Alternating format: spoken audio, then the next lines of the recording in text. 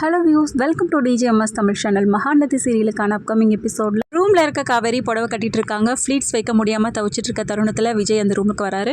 பார்த்த விஜய் சிரிச்சுக்கிட்டே, நல்லா வாயிட மட்டும் தெரியுது, இந்த ஃபிளீட்ஸ் கூட வைக்க தெரியாதா உனக்கு அப்படின்னு சொல்லிட்டு கேட்கறாரு. பண்றது பாஸ், எனக்கு தெரியலையே அப்படின்னு காவேரி சொல்றது கேட்ட விஜய், நானே உனக்கு ஹெல்ப் பண்றேன் அப்படின்னு சொல்லிட்டு ஃபிளீட் வச்சு கொடுக்குறாரு.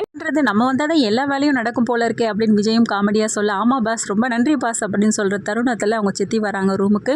காவேரி இன்னும் ரெடி ஆகலையா நீ அப்படின்னு சொல்லிட்டு விஜய் காவேரி ரெண்டு பேரும் கேட்கறாங்க. இந்த பூ இருக்கு, பூ தலையில வச்சுக்கோ சொல்ல, எனக்கு எதுக்கு இவ்வளவு பூ வேண்டாம் அப்படின்னு சொல்லிட்டு சொன்னது கேட்ட உடனே, இல்ல இன்னைக்கு வைக்கணும் அப்படின்னு சொல்லிட்டு எல்லா பூவும் தலையில வச்சு விடுறாங்க. இன்னும் நகைகளை கூட நீ போட்டுக்கலையே அப்படின்னு சொல்லிட்டு எல்லா நகைகளையும் எடுத்து போடுறாங்க. இல்ல இந்த ஒரே ஒரு நெக்லஸ் மட்டும் போட்டுக்கிறேனே. காவேரி எல்லா நகைகளையும் போட்டுட்டு வா, எல்லாரும் வருவாங்க அப்படின்னு சொல்லிட்டு எல்லா நகைகளையும் போட்டு விட்டு கீழே போறாங்க. சீக்கிரமா கீழே வந்துருங்க அப்படின்னு சொல்லிட்டு, எல்லா நகையும் போட்டுட்டு இருக்கிறது எனக்கு ஒரு மாதிரியா இருக்கு, நான் அந்த ஒரே ஒரு நெக்லஸ் மட்டும் போட்டுக்குவா, இன்னைக்கு விளம்பரம் பண்ணுவாங்களா அந்த பொம்மை மாதிரி நிக்க வச்ச மாதிரி இருக்கு அப்படின்னு சொல்லிட்டு காவேரி சொல்றது கேட்ட விஜய் என்ன பண்றாங்க, சரி அப்படியே பார்த்து ரசிச்சுக்கிட்டே இருக்கிற தருணத்துல, ஹலோ பாஸ் எங்க தான் பாக்குறீங்க அப்படின்னு சொல்லிட்டு காவேரியும் கத்தும் போது, அதுக்கப்புறம் சொல்லு காவேரி அப்படின்னு சொல்லிட்டு கேட்க ஆரம்பிக்கிறாங்க.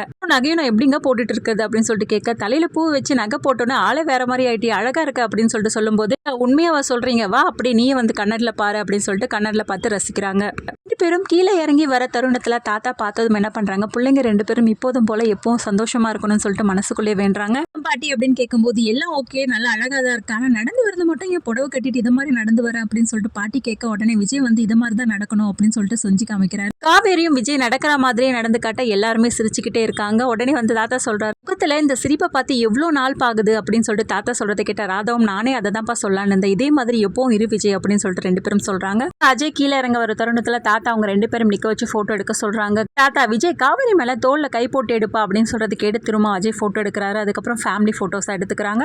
காவேரி வீட்டுல இருந்து குமரன் கங்கா இவங்க ரெண்டு பேரையும் தவிர்த்து எல்லாரும் வராங்க. அம்மா அக்கா வரலையே அப்படின்னு சொல்லிட்டு காவேரி கேட்க, நாங்க தான் வந்திருக்கோம்ல, நீ உள்ள போ காவேரி அப்படின்னு சொல்லிட்டு அங்க போனதுக்கு அப்புறமா தட்டுல பழம் வச்சு, அதுக்கப்புறம் ரெண்டு பேருக்கும் துணிமணிகள்லாம் வச்சு நகைகளையும் வச்சு கொடுக்குறாங்க. விஜயோட பாட்டி, எதுக்காகமா இதெல்லாம் வாங்கிட்டு வந்தீங்க அப்படின்னு சொல்லிட்டு கேட்க, எதுவும் எங்களால முடிஞ்சது அப்படின்னு சொல்லிட்டு எல்லாத்தையும் கொடுத்து, மாப்பிள்ளைக்கும் இதுல மோதிரம் இருக்கு அப்படின்னு சொல்லிட்டு எடுத்து கொடுக்குறாங்க. உடனே அன்பரசு சொல்றாரு, இந்த மோதிரம் பார்க்கும்போது மோதிரம் உங்க பொண்ணோட கைக்கு தான் பத்தும் போல இருக்கு, அவனுக்கு எங்க பத்த போகுது அப்படின்னு சொல்றது கேட்டு உடனே விஜய் என்ன பண்றாரு, அந்த மோதிரத்தை எடுத்து கையில போட்டு சாரதா கிட்ட காட்டுறாங்க. நல்லா இருக்கு அப்படின்னு சொல்லிட்டு சாரதாவும் சந்தோஷப்படுறாங்க. பக்கம் கங்கா குமரன் ரெண்டு பேரும் கடைக்கு கிளம்புற தருணத்துல நர்மதா வந்து திரும்பவும் கூப்பிடுறாங்க, வாங்கக்கா அப்படின்னு சொல்லிட்டு. நான் வரமாட்டேன்னு சொல்லிட்டு மறுத்துட்டு அங்கிருந்து கிளம்புற தருணத்துல ராகினியும் பசுபதி ரெண்டு பேரும் வராங்க. ராகினி, இவங்க ரெண்டு பேரும் யாருன்னு தெரியுதாமா அப்படின்னு சொல்லிட்டு கிண்டலா பேசிட்டு இருக்க தருணத்துல அஜய் வராரு. ரெண்டு பேரும் உள்ள கூட்டிட்டு போறாரு. அங்க வந்து உட்கார தருணத்துல ராகினி பசுபதி ரெண்டு பேரும் வரத பார்த்த சாரதா அவங்க பாட்டி எல்லாருமே ரொம்பவே அதிர்ச்சியாய் போய் நிக்கிறாங்க.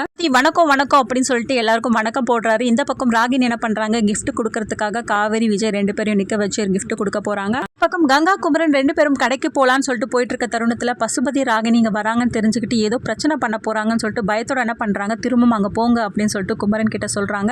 காவேரியை பார்த்த ராகினி, என்ன காவேரி மேல ஒன்னும் கோவமா தான் இருக்கியா, எனக்கு மேல எந்த கோவமும் கிடையாது, ஒரே வீட்டுல எல்லாம் இருந்திருக்கோம், ஒன்னா தானே பழகி இருக்கோம், சின்ன வயசு ஃப்ரெண்டு தானே அப்படின்னு சொல்லிட்டு இந்த கிஃப்ட்டை கொடுக்குறாங்க. உடனே வேண்டாம் அப்படின்னு சொல்லிட்டு மறுக்கிறாங்க. அப்படியில கங்கா குமரன் ரெண்டு பேரும் வந்ததை பார்த்த காவேரி உடனே சந்தோஷத்துல வாக்கா அப்படின்னு சொல்லிட்டு கங்காவை போய் உள்ள கூட்டிட்டு வராங்க. காவேரி ராகினியோட கிஃப்ட் அவாய்ட் பண்றதுனால ரொம்பவே கடுப்பாய் போய் நிக்கிறாங்க. இதோட இந்த ப்ரோமோவை முடிச்சிருக்காங்க.